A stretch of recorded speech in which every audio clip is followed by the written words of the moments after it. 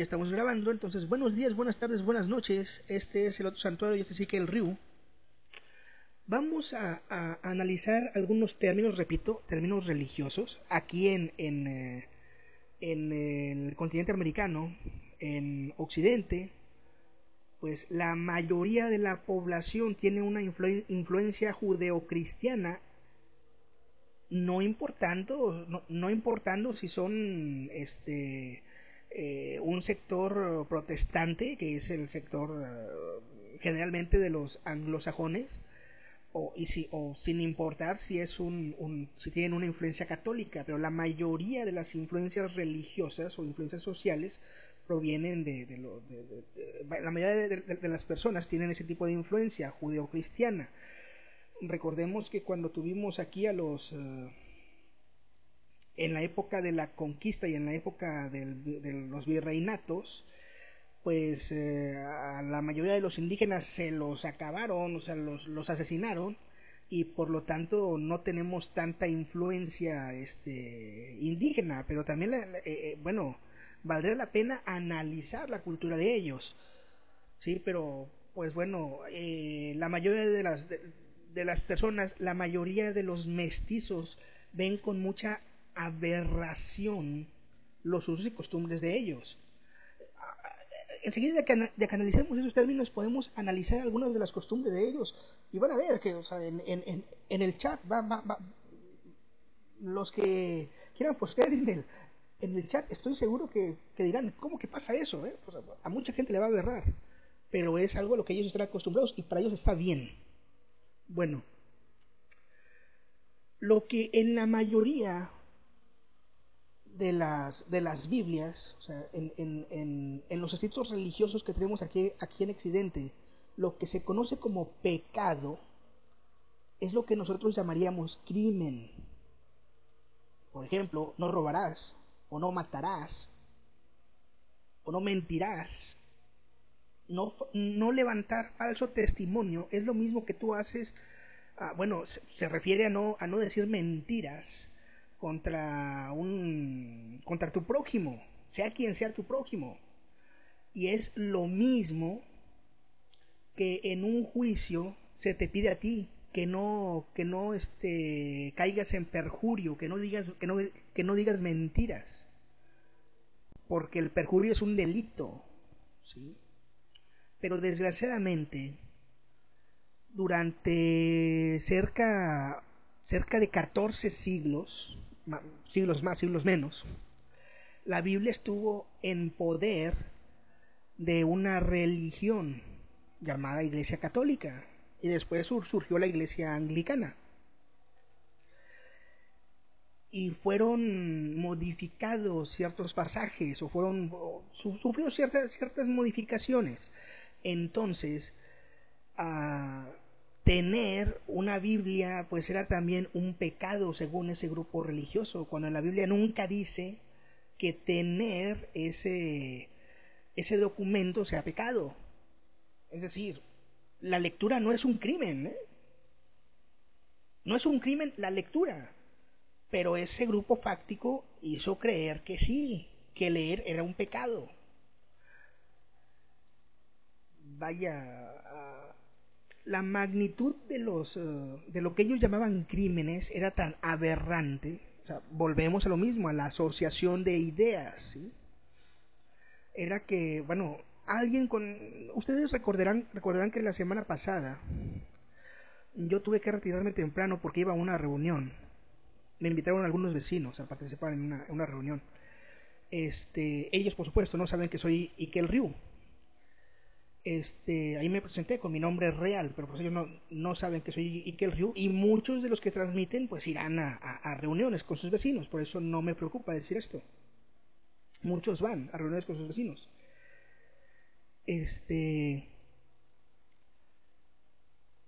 Una persona me comentó, o sea, no puedo decir su nombre al aire, por supuesto, por seguridad de esta persona, y yo no le voy a decir, oye, ¿sabes qué? Yo soy Ikel Ryu y te pido permiso para ver si me permites dar tu nombre, ¿no? Pues no. Es decir, no voy a exponer a esa persona sin su consentimiento, y también por seguridad no puedo darme a conocer entre ellos como Ikel Ryu.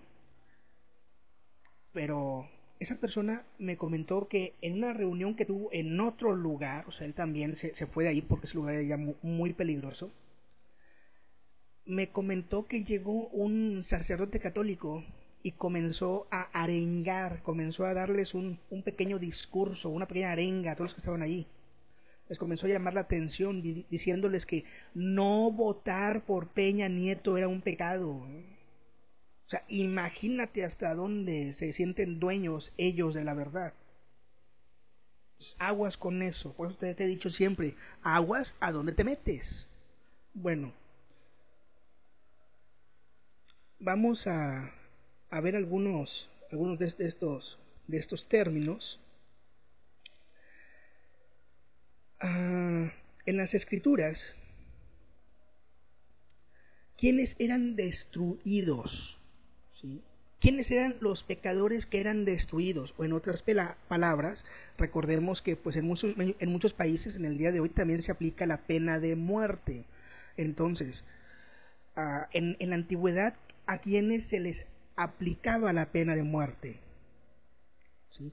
En la antigüedad, bueno, en términos religiosos, ¿quiénes eran los pecadores? Pues eran los criminales, ¿eh? Era la oligarquía de ese tiempo.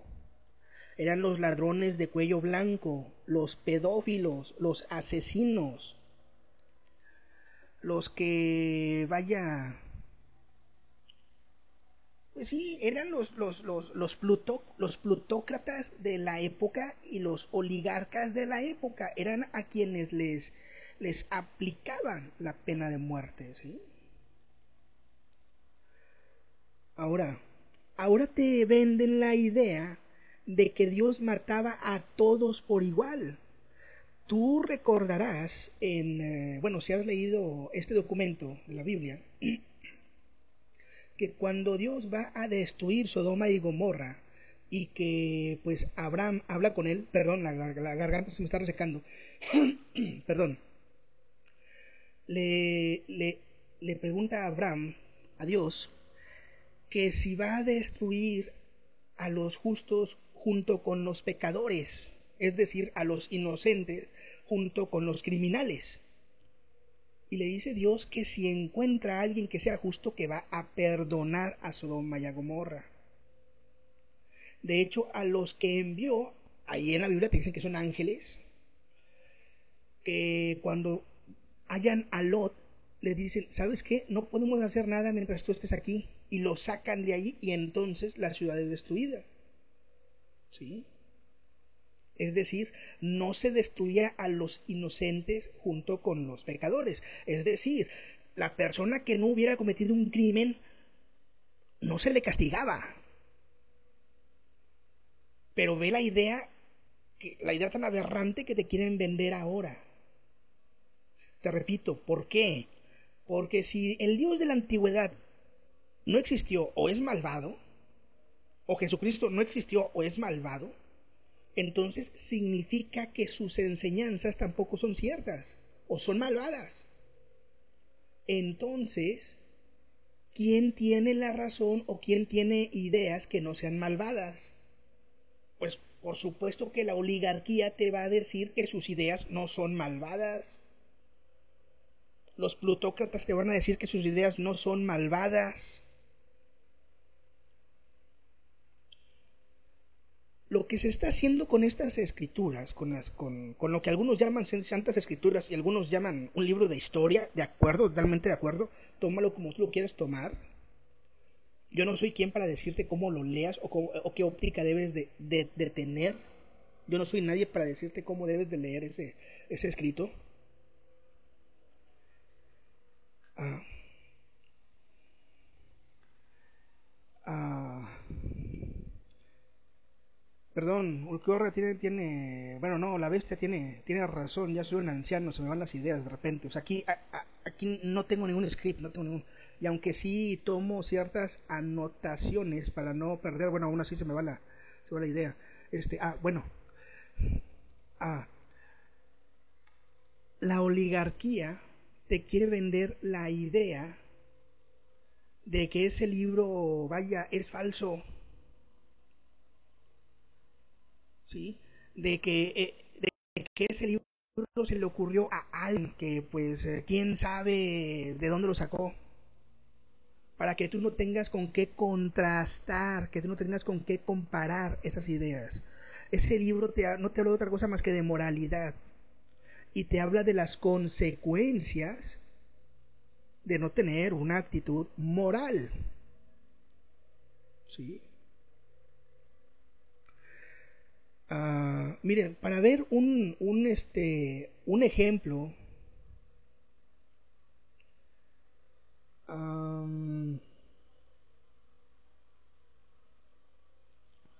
voy a ver, bueno, enseguida veremos eso.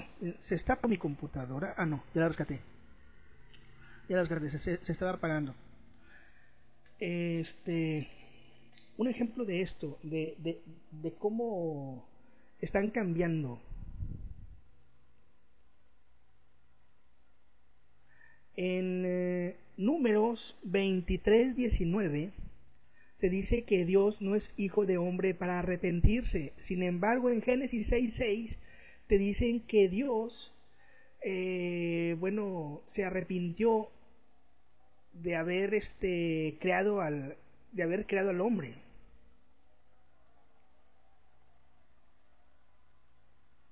¿Sí? Es decir, ese documento ya ha sido alterado.